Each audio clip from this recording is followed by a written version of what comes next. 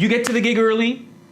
You know, you're supposed to start playing at 7, but you're conscientious and you're showing up at 5:30 or 6, so you can set up your gear, do a sound check, and then the promoter, although you're supposed to be starting to DJ at 7, the promoter's gonna want some music in the background, like, you know, you don't have to DJ, but could you just like put on a playlist or maybe like, you know, a list of tunes, and you don't have to be there, but of course, if you have a long mix, that's totally fine. You can just play an hour-long mix and you're done. Press play and you can go have a beer at the bar and waiting for the event to start. But if you don't, and that would be a bad idea, by the way, but if for some reason you don't, or the mixes you have aren't appropriate, you can quickly throw in, you know, on the library a crate. I'll show you that a bit later, but essentially a playlist.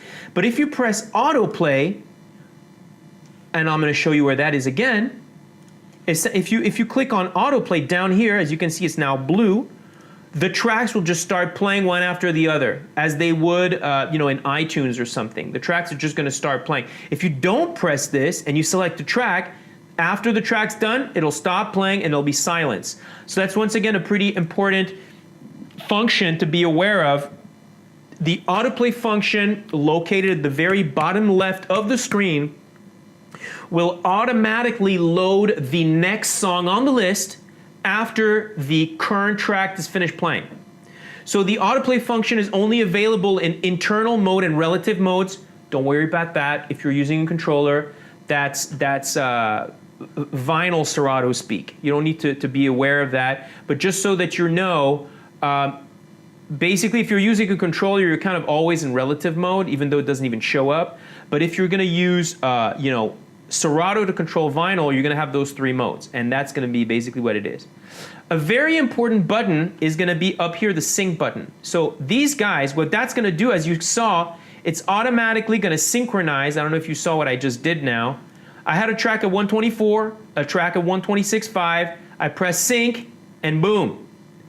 Since I press sync on the right side, it's gonna synchronize to the left BPM, meaning 124, but if you click on off on both sides, and you know you got 126 and you want this guy to the left to synchronize to the tempo of the guy on the right, you press on sync and it's going to jump to 126, meaning the tempo on the right. So essentially these sync buttons are located above each virtual deck, and they're automatically going to match the BPM values of the other track, meaning you're synchronizing to the other track, to the other side. So if you press on the left side, it's gonna synchronize to the BPM on the right, and if you press the sync button on the right side, it's gonna synchronize to the BPM of the track that's currently loaded on the left. Very important part.